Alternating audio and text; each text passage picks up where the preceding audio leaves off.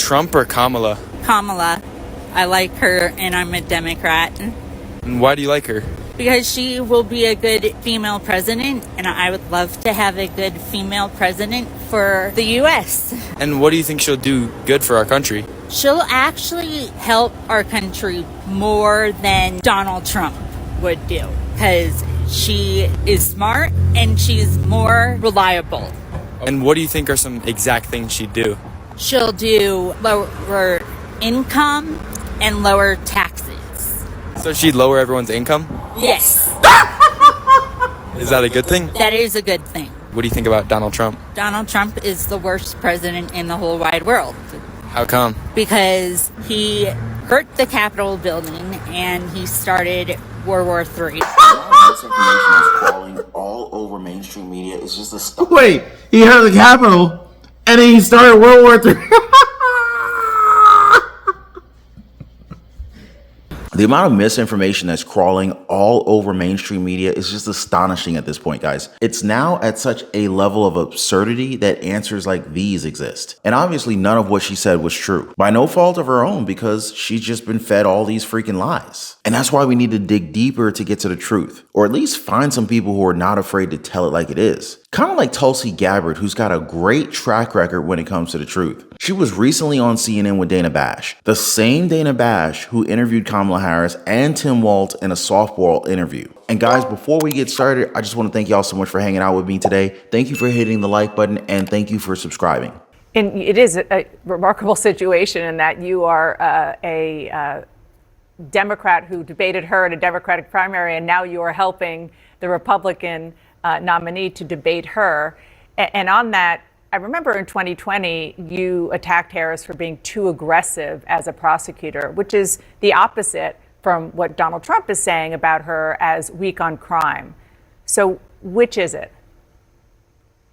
What I pointed out in that debate stage in the 2020 campaign was her hypocrisy.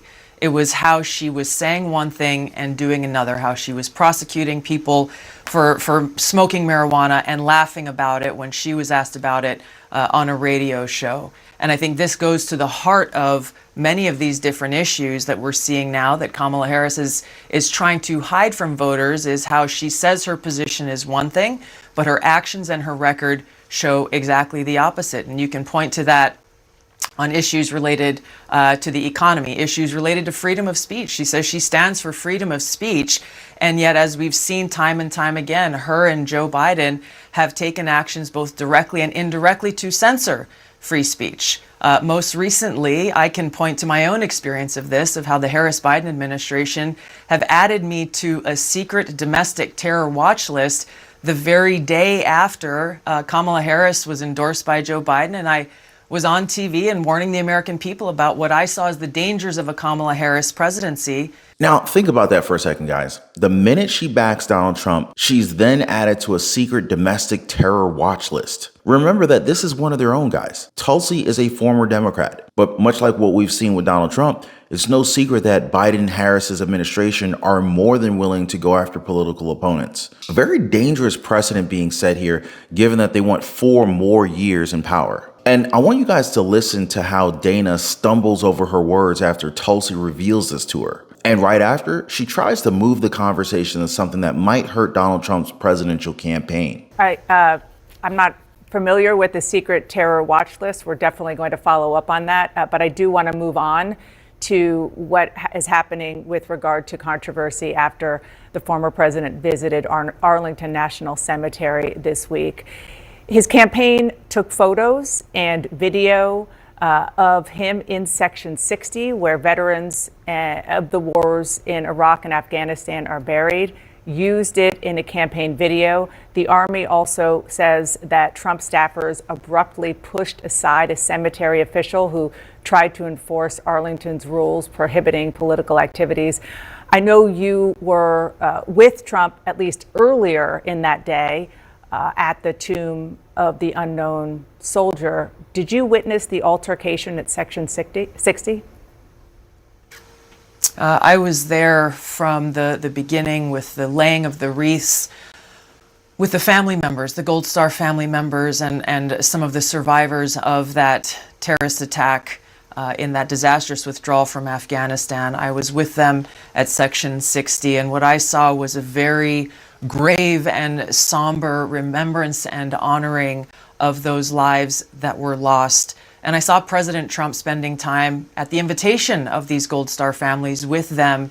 He was there for a few hours. I did not see or hear about any kind of altercation until something came out in the news later on. The families were there grieving alongside President Trump, and it was a very special moment to really remember their names, remember their memories, and understand the true cost of war and the consequences of the decisions that Kamala Harris and Joe Biden made in the execution of that withdrawal.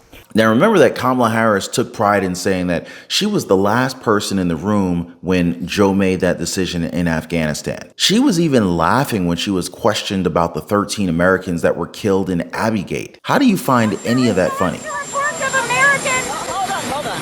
Slow down, everybody. And this footage has once again gone viral on X since Harris criticized Donald Trump's visit to Arlington National Cemetery.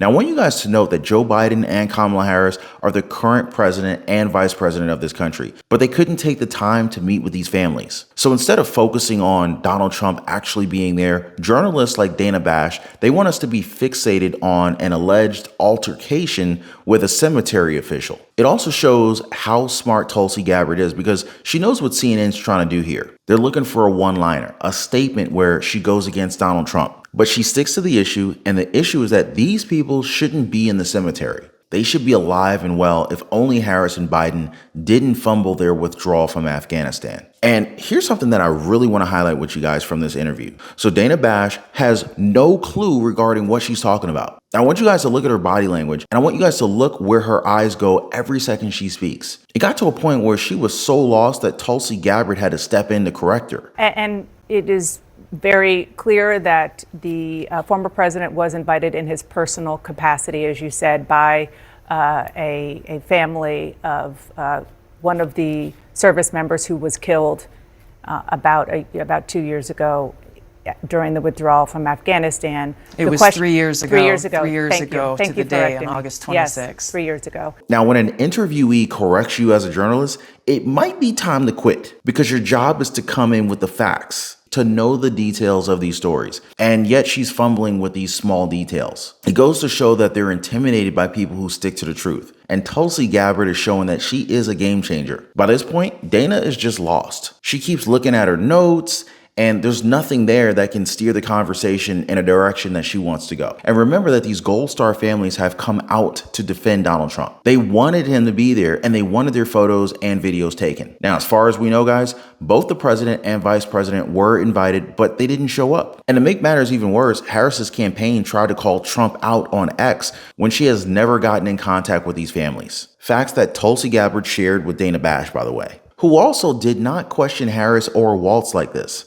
She didn't even ask that many follow-up questions during her interview with the vice president. But she's doing it to Tulsi Gabbard, which shows you the bias is clear and unmistakable, which kind of reminds me of the intent of Tulsi when she's siding with President Trump. Now, before this, Harris has basically avoided the media since ascending the Democratic ticket, and she's only rarely answered media questions while on the campaign trail and hasn't held a press conference since either. But finally, Harris sat down with CNN's Dana Bash for a pre-taped, edited, trimmed up interview that aired alongside her running mate, Minnesota Governor Tim Walz. So guys, during this interview, she told Dana Bash that her values have not changed. Can she just boldly lie to the American people's faces any more abruptly like that? Now, this despite critics quoting her flip-flops on several notable issues, guys. As JD Vance has already pointed out, if you have the same values, then why have you changed your mind on literally every topic that you previously held an opinion on? But CNN didn't exactly grill her or even question her on the topic. According to JD Vance, she answered one question about how she changed her mind. And in his evaluation, it was a bit of a word salad, and it really didn't actually give Americans any insight into who Kamala Harris really is. Bottom line, guys,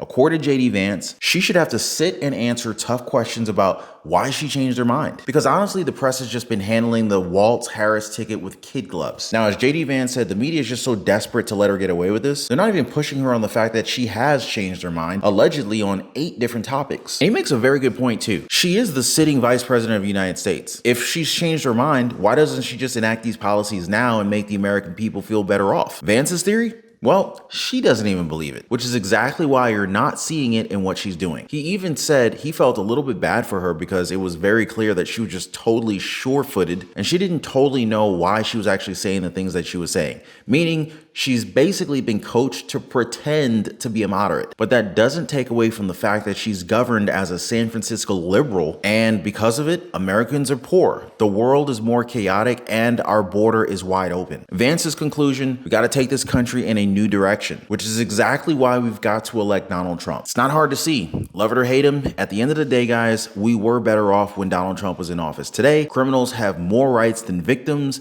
and the United States citizens are last in line for any kind of help. You just have to open your eyes and realize how much mainstream media has been misleading you from the facts. Everybody should do their own research and see what aligns more with their own values and their own beliefs. Am I right, guys? I mean, this is why we're here, right? We're building our own community of truth here, right here on YouTube, to report on the things that mainstream media tries to gloss over. Anyway, make sure you guys subscribe to the channel, tap that notification bell right after, and if you guys want more content like this, definitely make sure your notification bells turn on. It's totally free. So anyway, let's get back to this one. But more about Harris's sit-down interview with CNN. In fact, I have my top 3 highlights right here, guys. So I wanted to do kind of like a top 5, but going through all that word salad, I could really only come up with like 4, which speaks on a lot of what critics say about Harris's campaign and its lack of substance. You know what I mean? All right, so first, Harris is not really hitting the mark when asked about her plans for day one. She was actually asked twice about her day one agenda, but both times she gave these overarching answers instead of responding with a specific executive order or directive.